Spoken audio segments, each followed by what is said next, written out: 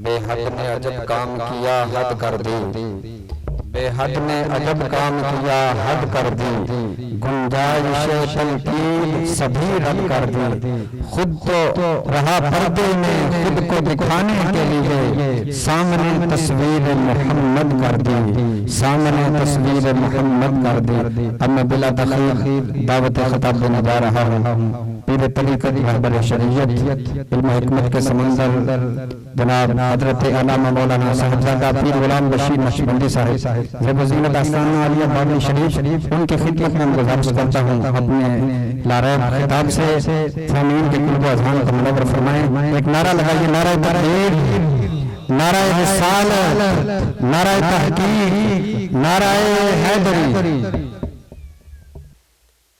الصلاة والسلام على سید الانبیاء والمرسلین وعلى آلہ الطیبین الطاہرین واصحابہ الراشدین المہدیین، اما بعد فاعوذ باللہ من الشیطان الرجیم، بسم اللہ الرحمن الرحیم، فاذکرونی اذکرکم واشکروا لی ولا تکفرون۔ قال اللہ تبارک و تعالی فی مقام آخر فاشارت الیہ قالوا کیف نکلم من کان فی المہد صبیا قال انی عبد اللہ آتانی الکتاب وجعلنی نبیا وجعلنی مبارکا اینما کنت، صدق اللہ مولانا العظیم۔ ان اللہ وملائکتہ یصلون علی النبی یا ایہا الذین آمنوا صلوا علیہ وسلموا تسلیما۔ الصلاۃ والسلام علیک یا رسول اللہ وعلی آلک واصحابک یا حبیب اللہ۔ الصلاۃ والسلام علیک یا رسول اللہ وعلی آلک واصحابک یا حبیب اللہ۔ زینت مسند صدارت، گلے گلشن ولایت، قرۃ عیون الصلحاء، پیر سید غلام غازی عباس شاہ صاحب زیدہ مجدہ، فاضل نوجوان علامہ غلام شمشیر چشتی صاحب، انتہائی قابل احترام برادران اسلام، مہمانان ذی وقار، برادران اسلام، حاضرین و سامعین، آپ سب لوگ بخوبی آگاہ ہیں آج کی یہ محفل پاک عزیز القدر محمد ماجد کی شادی خانہ آبادی کے سلسلہ میں حصول برکت کے لیے انعقاد پذیر ہے۔ دعا گو ہوں کہ آج اس محفل میں جو تلاوت ہوئی، نعت خوانی ہوئی، اللہ تعالیٰ اس کی برکتیں عزیز القدر ماجد کو ساری زندگی عطا فرمائے۔ ہمارے ہاں عام طور پر لوگ خوشی کے موقع پر خوشی دینے والے رب کو ہی بھول جاتے ہیں۔ جس رب نے خوشی عطا فرمائی ہے سب سے پہلے تو اس کا شکرانہ کرنا چاہیے۔ اللہ تعالیٰ ایک لمحے کے لیے بھی اپنی رحمت کا سلسلہ روک لے تو ہماری زندگی کا نظام نہیں چل سکتا۔ یہ اللہ تعالیٰ کا فضل ہے، یہ اس کی رحمت ہے کہ ہماری زندگی کا نظام چل رہا ہے۔ ہم نے اپنے آپ کو خود نہیں بنایا، کفران نعمت نہ کرو۔ انسان اللہ کی نعمتیں بھی استعمال کرتا ہے اور تسلیم بھی نہیں کرتا، اس لیے فرمایا میرا حق مانو، میرا شکرانہ کرو، کفران نعمت نہ کرو۔ فَاذْكُرُونِي أَذْكُرْكُمْ، تم توبہ کے ساتھ مجھے یاد کرو، میں معافی کے ساتھ تمہیں یاد کروں گا۔ فَاذْكُرُونِي أَذْكُرْكُمْ، تم نیک اعمال کے ساتھ مجھے یاد کرو، میں اجر و ثواب کے ساتھ تمہیں یاد کروں گا۔ فَاذْكُرُونِي أَذْكُرْكُمْ، تم نیکیوں میں، نیک اعمال میں مجھے یاد کرو، اذکرکم، میں تمہاری زندگی میں برکتیں عطا کر کے تمہیں یاد کروں گا۔ فَاذْكُرُونِي أَذْكُرْكُمْ، تم بیماری میں مجھے یاد رکھو، اذکرکم، میں تم صحت میں مجھے یاد رکھو، میں تمہاری بیماری میں بھی تمہیں نیکیوں کا اجر عطا کرتا رہوں گا۔ حدیث پاک ہے کہ بندہ صحت میں جو نیک عمل کرتا ہے، اگر بیماری میں وہ اس سے چھوٹ جائے، اللہ اس کو ثواب عطا فرما دیتا ہے۔ فَاذْكُرُونِي أَذْكُرْكُمْ، تم اگر ایک قدم میری طرف بڑھو گے، میری رحمت 10 قدم تمہاری طرف بڑھے گی۔ تم خرامہ خرامہ میری طرف آؤ گے، میری رحمت دوڑ کے تمہارا استقبال کرے گی۔ فَاذْكُرُونِي أَذْكُرْكُمْ، یہ اللہ تعالیٰ کی رحمت ہے۔ یہ نہیں فرمایا، حالانکہ اگر وہ چاہتا تو یہ بھی فرما سکتا تھا کہ تم مجھے یاد کرتے رہو، آگے اجر نہ بیان کیا جاتا کہ میں تمہیں کیا دوں گا، لیکن اللہ تعالیٰ نے کتنا کرم کیا، فرمایا تم مجھے یاد کرو، میں تمہیں یاد کروں گا۔ آج ہم خوشی کے اس موقع پر اپنے رب کو یاد کر رہے ہیں۔ مومن جب خوش ہوتا ہے تو وہ پہلے سے زیادہ رب کی عبادت کرتا ہے۔ عام دنوں میں 5 نمازیں فرض ہیں، عید والا دن خوشی کا دن ہے، اس دن ہم 5 نمازیں نہیں 6 نمازیں پڑھتے ہیں۔ عید کی نماز اس بات کی دلیل ہے کہ ہم جس دن خوش ہوتے ہیں زیادہ عبادت کریں۔ عام دنوں میں 5 نمازیں ہیں، عید والے دن 6 نمازیں ہیں۔ وہ بندہ جو عام طور پہ نمازوں کی پابندی نہیں کرتا، عید والے دن وہ بھی پابندی سے آتا ہے۔ تو عید جو خوشی کا دن ہے، عید کا لفظ آتا ہے، خوشی کا تصور ذہن میں آ جاتا ہے۔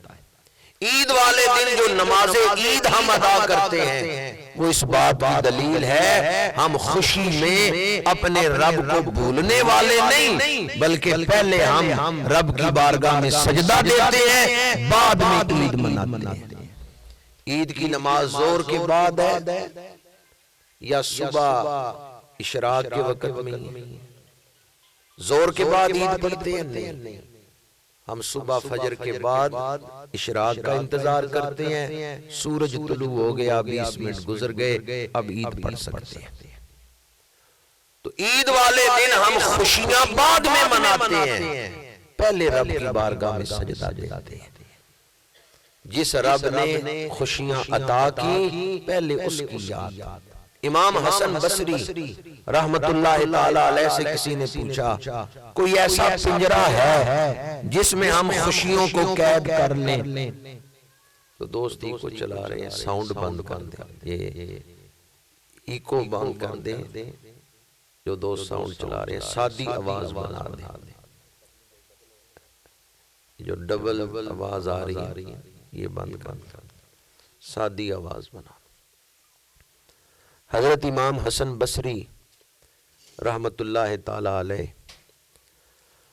آپ سے کسی نے پوچھا کوئی ایسا پنجرہ ہے جس میں ہم خوشی کو قید کر لیں، ہمیں خوشی جو ملی ہے وہ ضائع نہ ہو، وہ سلب نہ ہو، وہ چھینی نہ جائے، ہمیشہ خوشی ہمارے پاس رہے، کوئی ایسا پنجرہ ہے کہ ہم اس پنجرے میں نعمت کو قید کر لیں؟ امام حسن بصری رحمت اللہ تعالی علیہ نے فرمایا، شکرانہ وہ پنجرہ ہے جس میں تم نعمت کو قید کر سکتے ہو۔ اللہ تعالیٰ کا وعدہ ہے، لَإِن شَكَرْتُمْ لَأَزِيدَنَّكُمْ، اگر تم میرا شکرانہ کرو گے میں پہلے سے بڑھ کے تمہیں عطا فرماؤں گا۔ تو شکرانہ وہ پنجرہ ہے جس میں نعمت کو قید کیا جا سکتا ہے۔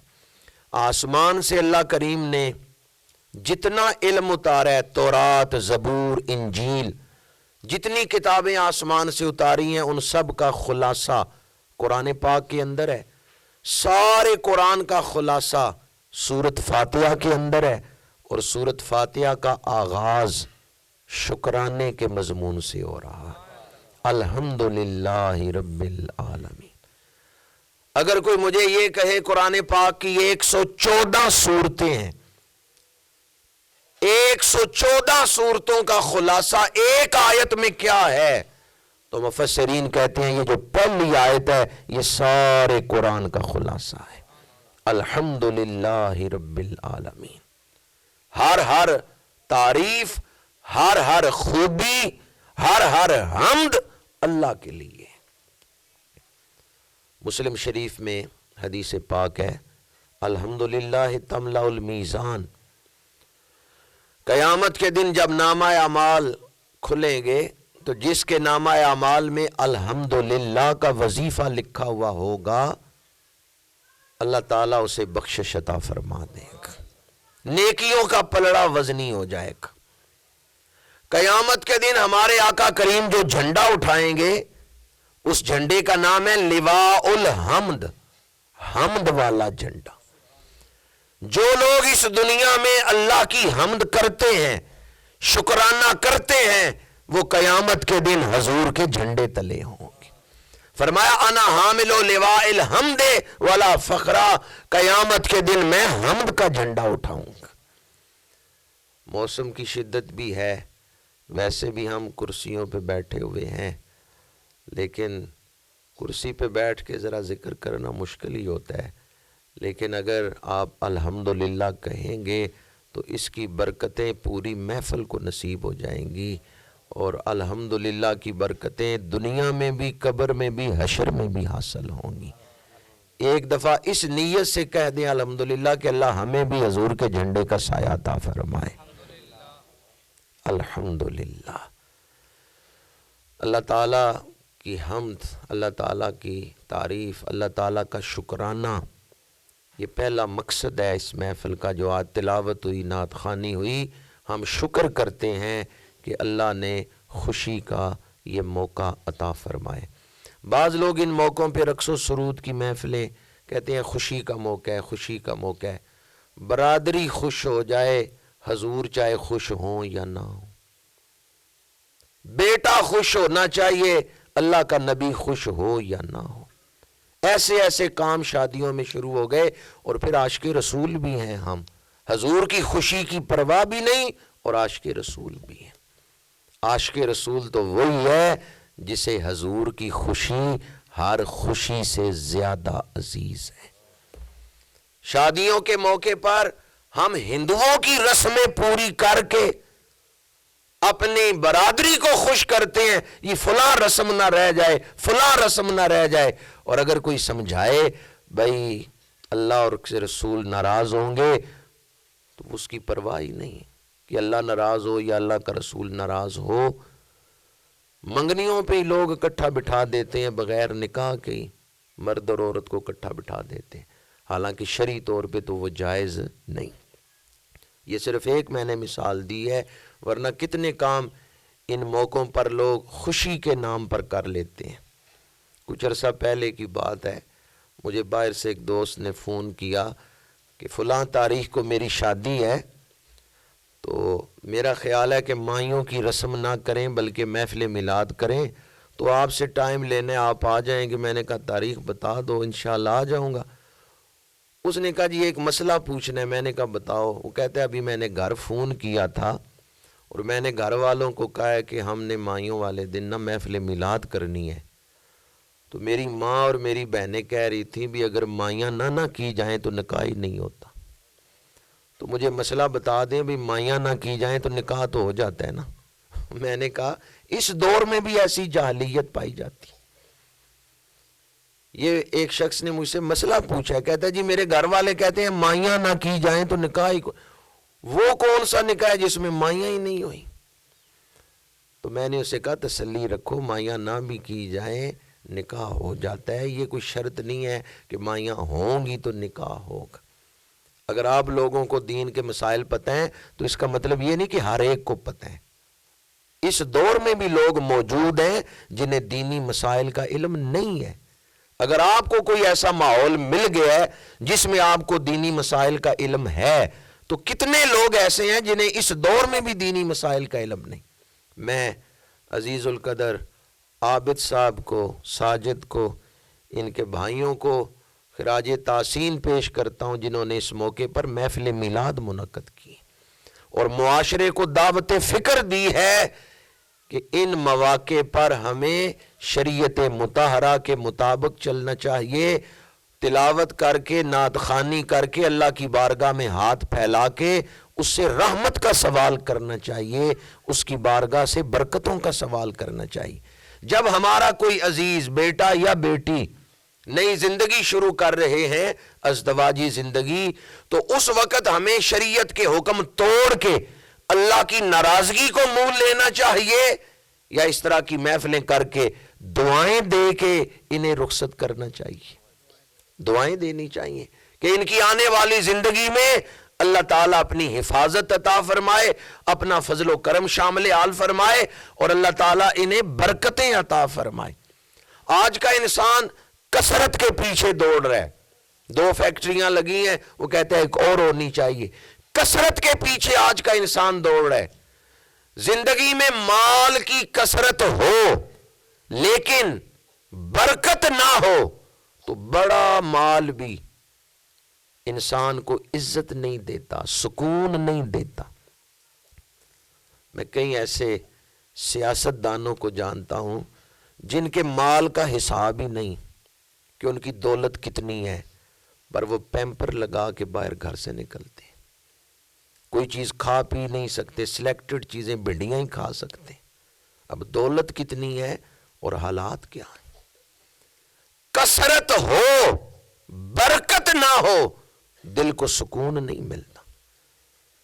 بے شک قلت ہو لیکن برکت ہو زندگی میں سکون ہوتا ہے، زندگی میں وقار ہے، زندگی میں سکون ہے جب برکت نصیب ہوتی ہے. بعض لوگ یہ رونا روتے ہیں کام زیادہ ہے، مصروفیت زیادہ ہے، وقت تھوڑا ہے، ان کی زندگی میں برکت نہیں ہوتی. جب برکت آ جاتی ہے تھوڑے وقت میں بھی بندہ زیادہ کام کر لے. تو ہمیں برکت کی طرف بھی توجہ دینی چاہیے. یہ بھی کوئی چیز ہے، اسے بھی قرآن نے بیان کی ہے. 29واں پارہ یہاں سے شروع ہوتا ہے، تبارک الذی بیدہ الملک وہو علی کل شیء قدیر. برکتیں عطا کرنے والی ہے وہ ذات جس کے ہاتھ میں کائنات کی بادشاہیاں ہیں، جس کے قبضہ قدرت میں کائنات کی بادشاہیاں ہیں. میں نے جو آیات تلاوت کی ہیں ان میں ایک آیت تو شکرانے سے تعلق رکھتی تھی، دوسری آیات جو میں نے سورہ مریم سے تلاوت کی ہیں ان کا تعلق، ان کا ایک خاص مضمون برکت کا مضمون ہے. اللہ تعالیٰ نے نبیوں کے وجود برکت والے وجود بنائے. حضرت عیسیٰ علیہ السلام نے فرمایا وَجَعَلَنِي مُبَارَكًا أَيْنَمَا كُنتُ. اللہ تعالیٰ نے میرے وجود میں برکتیں بھر دی ہیں، میرے وجود میں برکتیں گونگی گئی ہیں. بنانے والے نے مجھے بنایا ہی مبارک ہے. وَجَعَلَنِي مُبَارَكًا أَيْنَمَا كُنتُ. حضرت عیسیٰ علیہ السلام فرماتے ہیں جہاں میں ہوں وہاں برکتیں ہیں. اللہ نے سورج کو بنایا ہے روشنی والا. سورج طلوع ہوگا اندھیرا دور ہو جائے گا، روشنی پھیل جائے گی. پھولوں میں خوشبو رکھی ہے، جہاں پھول ہوں گے وہاں خوشبو ہوگی. شہد میں مٹھاس رکھی ہے، جس منہ کے اندر شہد ہوگا اس منہ میں مٹھاس ہوگی. حضرت عیسیٰ فرماتے ہیں مجھے بنایا ہے برکتوں والا، جہاں میں ہوں وہاں برکتیں ہی برکتیں ہیں. وَجَعَلَنِي مُبَارَكًا أَيْنَمَا كُنتُ. قرآن مجید بتاتا ہے اللہ نے حضرت عیسیٰ کو کیا کیا برکتیں عطا کی ہیں. قبر کو ٹھوکر مارتے ہیں، قم بِإِذْنِ اللَّهِ کہتے ہیں، 100 سال پرانا مردہ قبر سے زندہ ہو کے کھڑا ہو جاتا ہے. 100 سال پرانا مردہ زندہ ہو کے کھڑا ہو جاتا ہے. حضرت عیسیٰ نے قبر کو ٹھوکر ماری، قم بِإِذْنِ اللَّهِ کہا ہے. کوئی بیمار آ جائے آپ ہاتھ ٹچ کر کے مرض دور کر دیتے ہیں. آپ کا لقب ہے مسیح. مسیح کا معنی ہے مسا کر کے، ہاتھ ٹچ کر کے مرض کو دور کر دینے والا۔ نہ کوئی دوائی دی، نہ پڑھنے کے لیے کوئی وظیفہ بتایا، صرف مریض کے بدن کو ہاتھ لگایا، مرض دور ہو گئی۔ یہ شان قرآن بیان کر رہے۔ پیدائشی نابینے کو لے آئیں، پیدائشی اندھے کو لے آئیں، حضرت عیسیٰ آنکھوں کو ہاتھ رکھتے ہیں، نظر مل جاتی ہے۔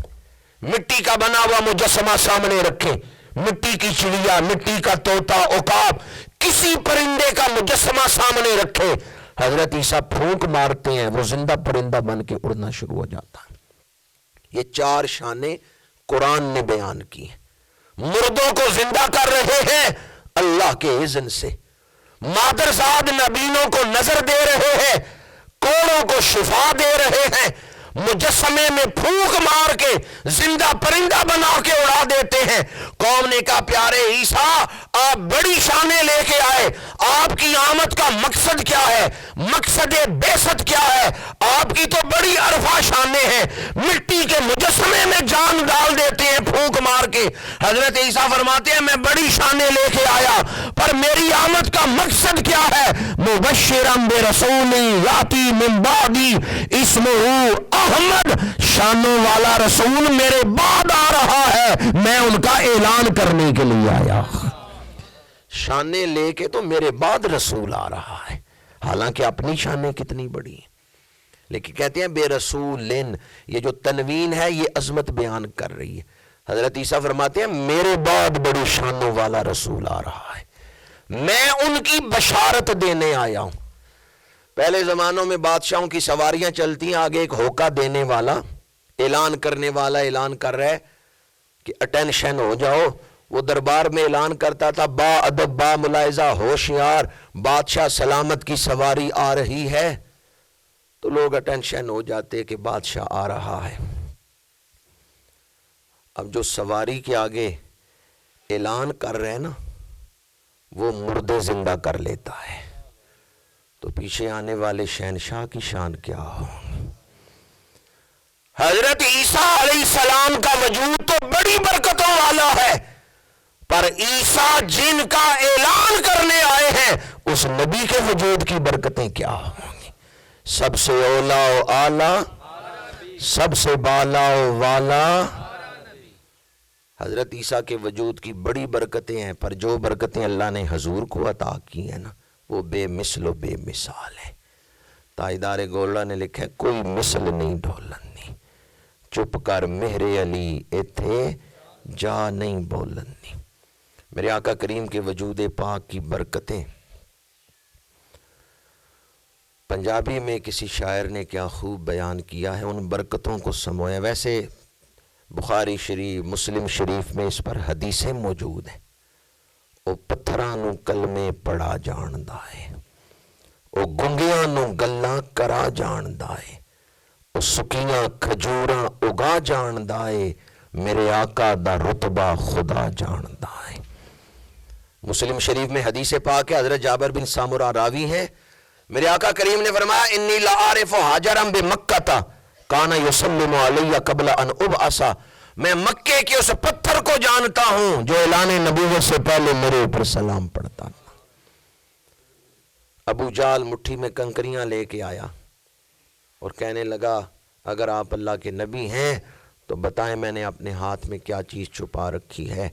میرے آقا کریم نے فرمایا میں بتاؤں کہ تیرے ہاتھ میں کیا چیز ہے، یا جو چیز ہے وہ بول کے بتائے کہ میں کون ہوں؟ جو سوال کیا تھا نا ابو جال نے، حضور نے اس سے بڑھ کے جواب دیا۔ یہ فرمانے کی دیر تھی، کنکریاں کلمہ پڑھنے لگ گئی ہیں۔ جیسے شہد کی مکھیاں اڑتی ہیں تو بن بنانے کی آواز آتی ہے، ابو جال کی مٹھی سے آواز آنے لگی، اس نے مٹھی کھول دی، کنکریاں حضور کا کلمہ پڑھ رہی ہیں۔ او پتھراں نو کلمے پڑھا جاندا ہے، او گنگیاں نو گلاں کرا جاندا ہے۔ مسلم شریف میں ہے ایک بوڑھی صحابیہ جوان بیٹا لے کے حضور کی بارگاہ میں آئیں، یا رسول اللہ صلی اللہ علیہ وسلم میرا یہ بیٹا بولتا بھی نہیں سنتا بھی نہیں، جب تک میری صحت اچھی تھی میں اس کی خدمت کرتی رہی، سنبھالتی رہی، اب میں بوڑھی ہو گئی ہوں، میں اس جوان بیٹے کو سنبھال نہیں سکتی، یا رسول اللہ نگاہ کرم فرمائیں۔ میرے آقا کریم نے اس بوڑھی صحابیہ کی طرف دیکھا، آنکھوں میں ویرانی نظر آئی، چہرے پہ اداسی نظر آئی۔ امت کو اداس، کسی امتی کو پریشان دیکھیں تو حضور کے قلب اقدس کی کیفیت کیا ہوتی ہے؟ عزیز علیہ ما عنتم حریص علیکم بالمؤمنین رؤوف الرحیم۔ میرے آقا کریم نے دیکھا ماں پریشان ہے کہ جوان بیٹا بیمار ہے، بولتا ہی نہیں، سنتا ہی نہیں، گونگا بھی ہے، بہرا بھی ہے۔ میرے آقا کریم نے اس جوان کو مخاطب کیا اور فرمایا یا ولدو، اے بیٹے۔ اس نے جواب دیا لبیک یا رسول اللہ۔ ماں خوش ہو گئی، یا رسول اللہ یہ تو بولتا ہی نہیں تھا، آپ نے بلایا تو کیسے جواب دے رہا ہے؟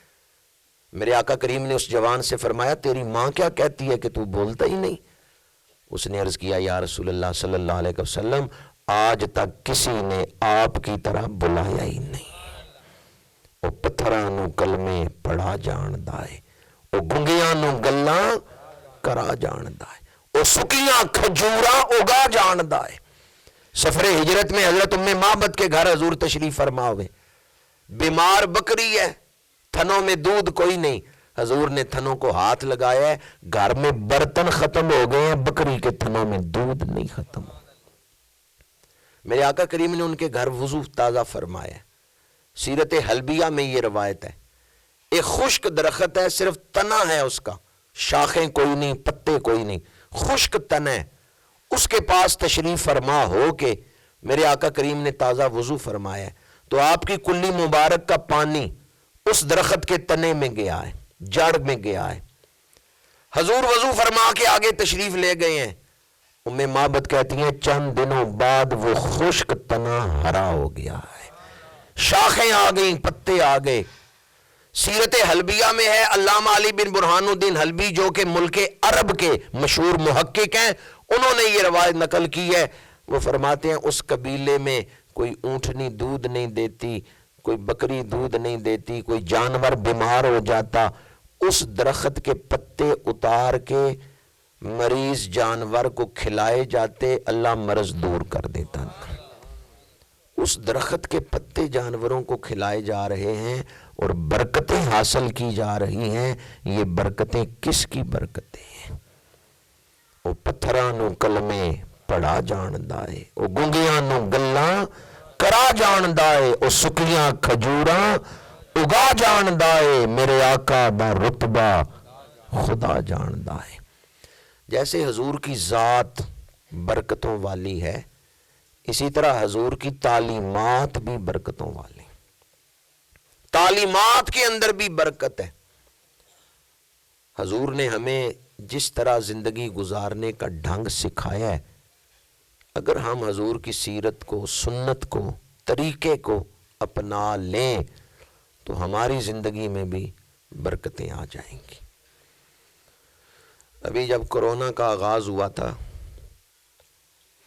تو پوری دنیا کے ڈاکٹروں نے، بالخصوص جہاں سے یہ شروع ہوا، چائنا کے ڈاکٹروں نے کہا تھا دن میں 3 دفعہ 5 دفعہ کلی کرو، ناک میں پانی ڈالو اور بار بار ہاتھ دھونا۔ یہ تو ٹی وی پہ سکھاتے رہتے، 20 سیکنڈ تک ہاتھ دھوتے رہو۔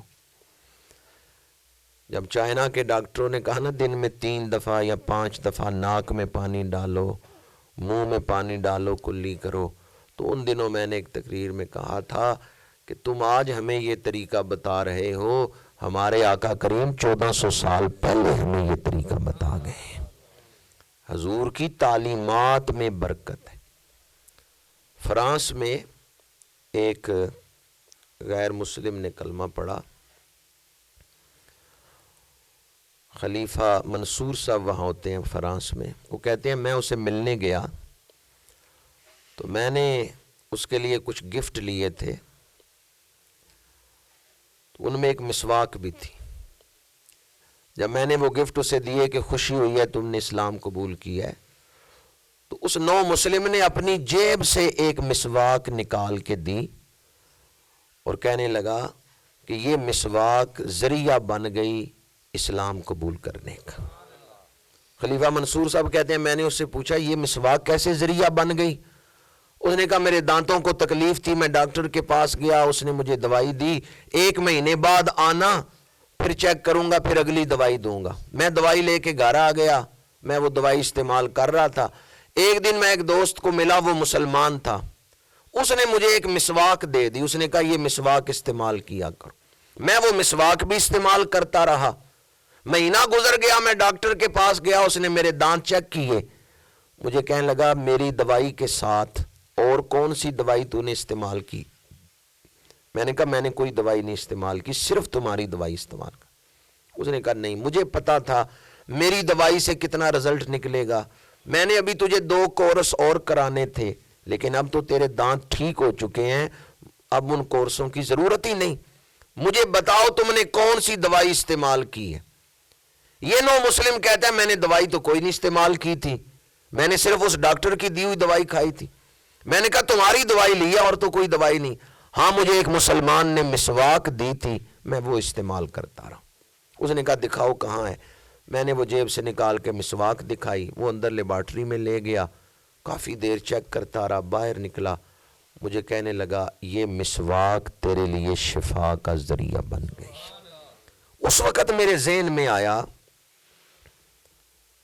کہ جس دور میں مسلمانوں کے نبی نے دانت صاف کرنا سکھایا ہے، کیا اس دور میں دنیا میں کوئی لیبارٹری تھی جس میں یہ مسواک پر تحقیق کی گئی ہو اور پھر انہوں نے بتایا ہو؟ تو میرے دل نے کہا جو مسجد نبوی کی چٹائیوں پہ بیٹھ کے ایسا سچا علم دنیا کو دے رہے ہیں، وہ اللہ کے سچے نبی۔ انسان غور کرے تو حضور کی ہر ایک سنت میں حق کا پیغام موجود ہے۔ معانی الاثار میں حدیث پاک ہے جس برتن کو کتا جھوٹا کرے 1 دفعہ مٹی سے دھوو، 3 دفعہ پانی سے دھوو۔ جرمنی میں ایک ڈاکٹر ہے ڈاکٹر کوخ، اس نے 2 برتن لیے، ایک برتن کتے سے جھوٹا کروایا، پھر اس کو کیمیکل سے دھویا، جراثیم مارنے والی دوائیوں سے دھویا، لیبارٹری میں برتن چیک کیا، ابھی تک کتے کے منہ کے جراثیم اس برتن میں موجود تھے۔ پھر اس نے دوسرا برتن لیا، کتے سے جھوٹا کروایا، 1 دفعہ مٹی سے دھویا، 3 دفعہ پانی سے دھویا، لیبارٹری میں چیک کیا، اس کی زبان پہ جاری ہو گیا میں مانتا ہوں محمد اللہ کے رسول۔ جو ساتھی ریسرچ سکالر تھے انہوں نے کہا اسلام کیوں قبول کر رہے ہو؟ اس نے کہا جس دور میں انہوں نے یہ فرمایا ہے نا کہ مٹی سے برتن صاف کرو جس کو کتے نے منہ لگایا ہے، اس دور میں کوئی لیبارٹری کوئی نہیں تھی، عرب میں لیبارٹری کوئی نہیں تھی جس میں مٹی پر تحقیق ہو رہی ہو۔ مٹی کے اجزاء کیا تاثیر رکھتے ہیں اس پر تحقیق کوئی نہیں تھی ہو رہی۔ جس نبی نے مسجد کی چٹائیوں پہ بیٹھ کے یہ سچا علم دنیا کو دیا ہے، میں مانتا ہوں وہ اللہ کے سچے رسول۔ ہم خوش نصیب ہیں، اللہ نے ہمیں مسلمانوں کے گھروں میں پیدا کیے۔ حضور کی تعلیمات تعلیمات رحمت ہے، تعلیمات برکت ہے۔ جس خطے پہ ہم رہتے ہیں نا، یہ پاکستان، ہندوستان، بنگلہ دیش، بر صغیر، یہاں ہندوؤں کے ساتھ بھی ہم رہے ہیں، انگریزوں کی حکومت بھی رہی ہے، لیکن ہمارے دین کو اتنا نقصان نہیں ہوا۔ ہمارے بزرگوں نے خالص دین ہم تک پہنچایا ہے۔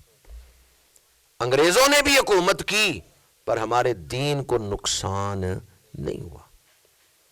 ہندوؤں نے بھی یہاں حکومت کی لیکن ہمارے دین کو نقصان نہیں ہو سکا، ہمارے بزرگوں نے خالص دین ہم تک پہنچایا۔ پر جس دور میں ہم زندگی گزار رہے ہیں نا، ہمارے لیے بڑا مشکل ہو گیا ہے خالص دین اپنی اولاد تک پہنچانا۔ اللہ حفاظت کرنے والا ہے، دین کو کوئی نقصان نہیں ہوگا، دین اصل شکل میں موجود رہے گا۔ آزمائش میری اور آپ کی ہے۔ آج 31 دسمبر ہے، دنیا میں سب سے بڑا ہیپی نیو ایئر نائٹ کا جو جشن ہے وہ ایک اسلامی ملک میں منایا جا رہا ہے، میں اس کا نام نہیں لے رہا، اس ملک کا ادب میرے اوپر فرض ہے۔ دنیا میں سب سے بڑا اس وقت جو نئے سال کا جشن جس میں شراب چلتی ہے، جس میں بے حیائی ہے، جس میں جو ہے، جس میں آتش بازی ہے، وہ ایک اسلامی ملک میں اور ہے۔ جہاں سے دین شروع ہوا تھا ہمارے دشمن نے وہاں جا کے ہاتھ ڈالے۔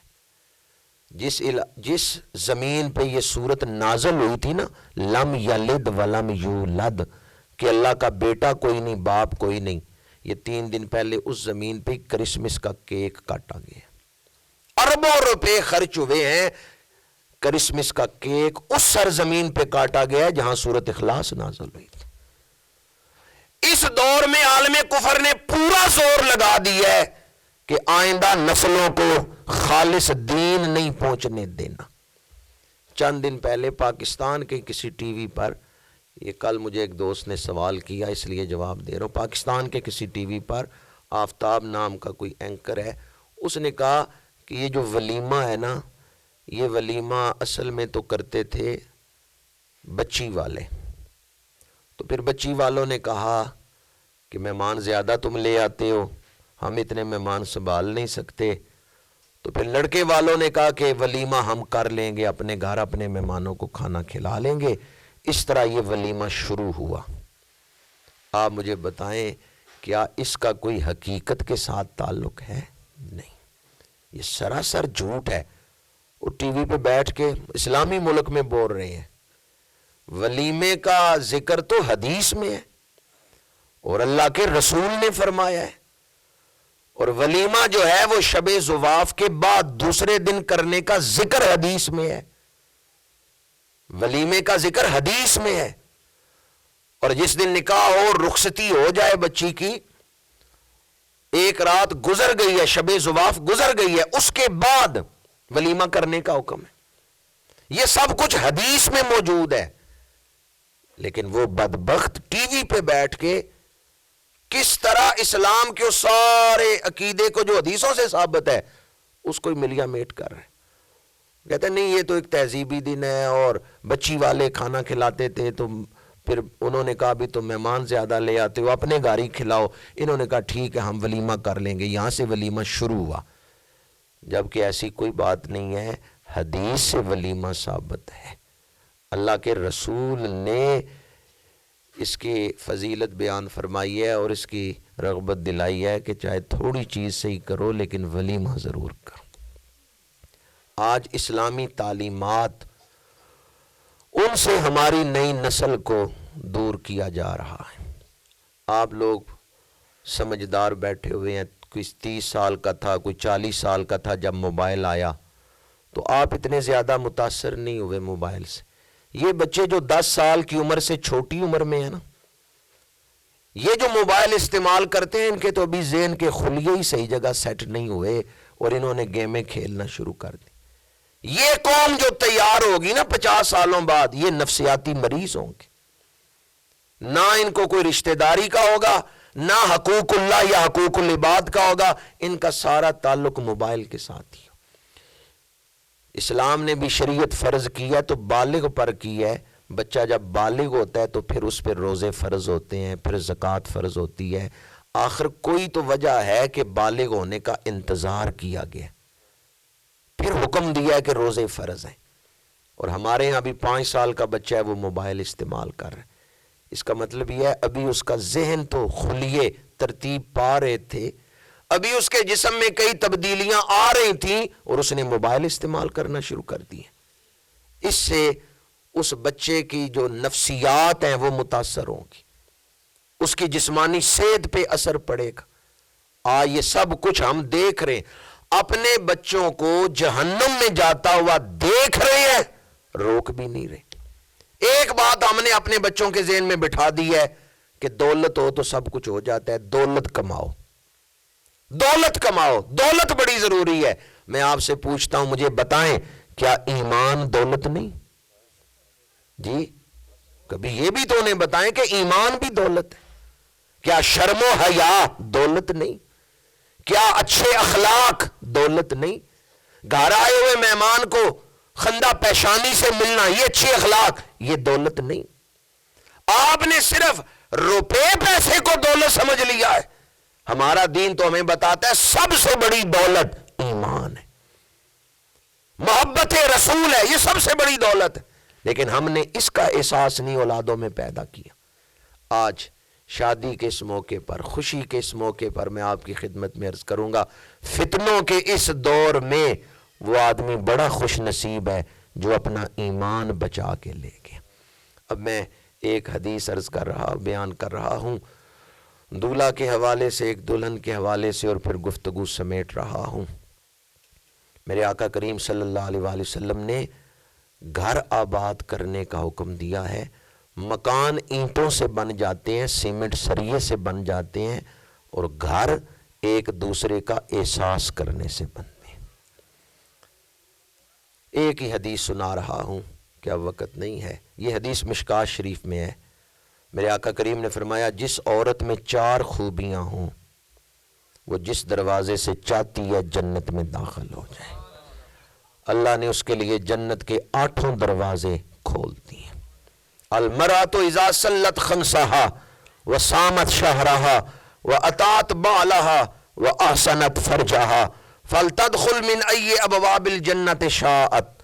فرمایا جو عورت پنجگانہ نماز ادا کرے، ماہ رمضان کے روزے رکھے، اپنے خامند کا حکم مانے، اپنے خامند کی اطاعت کرے، خامند کے مال اور عزت کی حفاظت کرے، وَآسَنَتْ فَرْجَهَا، اور اپنے کردار کو پاکیزہ رکھے، یہ ایسی بخشی ہوئی عورت ہے کہ جس دروازے سے چاہتی ہے جنت میں داخل ہو جائے، اللہ نے اس کے لیے جنت کے 8 دروازے کھول دی۔ نماز پڑھے، روزے رکھے، خامند کا حکم مانے، اور چوتھی چیز اپنے کردار کو پاکیزہ رکھے۔ یہ حدیث پاک تو ہے بچیوں کی تربیت کے حوالے سے، اور ایک حدیث پاک مردوں کے حوالے سے، خامند کے حوالے سے میرے آقا کریم نے فرمایا، خیرکم خیرکم لأہلہ، تم میں اچھے لوگ وہ ہیں جو اپنے گھر والوں کے لیے اچھے۔ کس کے لیے اچھے ہیں؟ گاہکوں کے لیے، دوستوں کے لیے۔ باہر ہم بڑے اچھے ہیں، دکاندار کا اخلاق اچھا ہے گاہک کے ساتھ، لیکن وہی دکاندار جب گھر آتا ہے، پیر اندر رکھتا ہی ہے گھر سے، مزاج بدل جاتا ہے۔ باہر دوستوں سے ملیں گے بڑے اچھے اخلاق، پر جو ہی گھر آئیں گے اخلاق بدل جائیں گے۔ حضور نے یہ نہیں فرمایا تم میں اچھے وہ ہیں جو باہر اچھے ہیں، کہا تم میں اچھے وہ ہیں جو گھر میں اچھے ہیں، جو اپنے گھر والوں کے ساتھ اچھا سلوک کرتے ہیں، وہ تم میں سے اچھے ہیں۔ میاں بیوی کا تعلق صرف دنیا تک نہیں، یہ تعلق قیامت کے دن کام آئے گا۔ حدیث پاک ہے، کتنے مرد ایسے ہیں جو اس وجہ سے بخش دیے جائیں گے کہ انہوں نے اپنی بیویوں کے ساتھ اچھا سلوک کیا، اور اسی طرح کتنی بیویاں ایسی ہیں جو اس وجہ سے بخش دی جائیں گی کہ انہوں نے اپنے خامندوں کی خدمت کی ہے، ان کی مال اور عزت کی حفاظت کی۔ اللہ تعالیٰ اس محفل پاک کی برکتیں ہم سب کو نصیب فرمائے، ہم سب کے گھروں میں امن و سکون، خیر و برکت عطا فرمائے، اور جدید تہذیب جو کہ نحوست والی ہے اس سے اللہ تعالیٰ ہمارے گھروں کو محفوظ رکھے، ہمیں اپنے اسلاف، اپنے بزرگوں کے نقش قدم پر چلنے کی توفیق عطا فرمائے۔ وآخر دعوانا ان الحمد للہ رب العالمین۔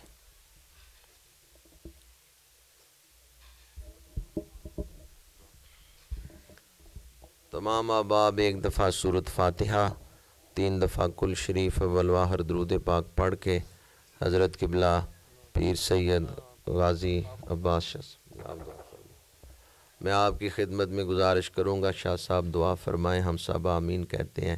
اللہ تعالیٰ عزیز القدر محمد ماجد کو ساری زندگی خوشیاں عطا فرمائے، اور ان کے بزرگ جناب حاجی عبدالرزاق صاحب، اللہ تعالیٰ ان کے درجات بلند فرمائے، ان کے جمیع اہل خاندان پہ اللہ تعالیٰ فضل و کرم فرمائے۔ شاہ صاحب کی خدمت میں عرض کروں گا کہ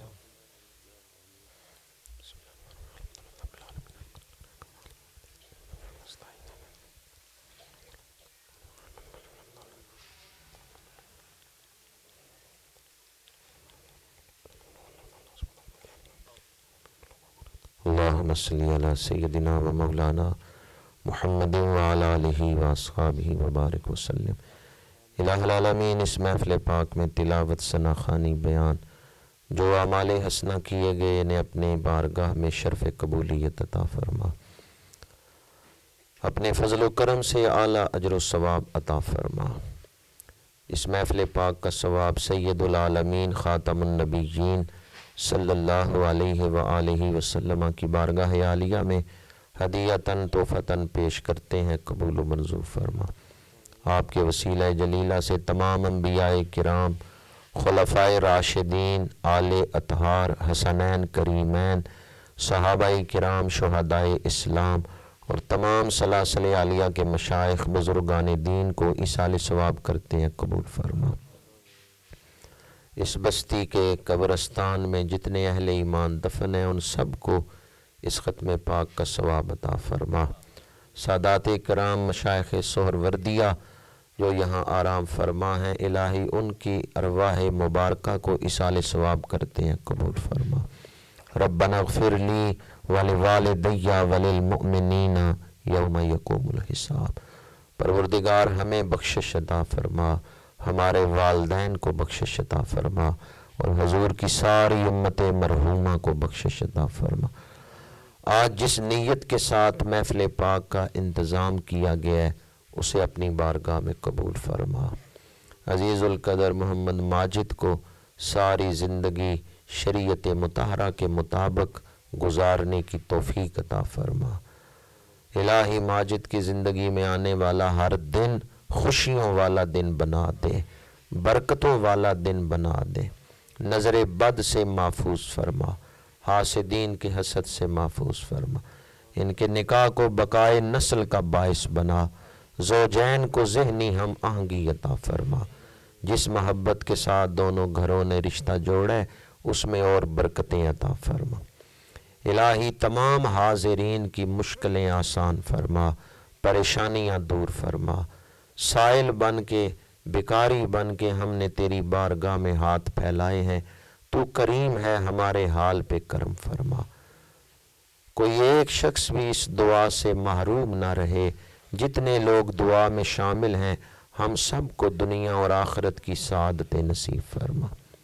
رب اغفر وارحم وانت خیر الراحمین۔